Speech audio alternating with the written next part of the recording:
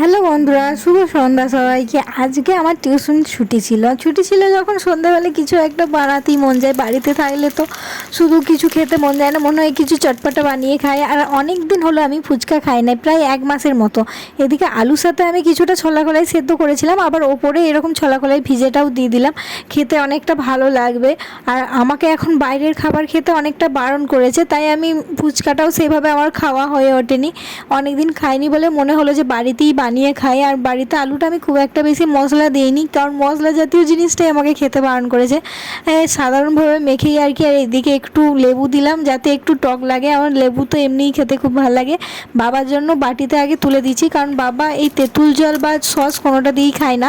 এদিকে আগে নিজে একটু টেস্ট করে দেখি, কারণ সেই থেকে বানিয়ে এত কিছু করেছি, কারণ আমি এখনও খেয়ে দেখিনি।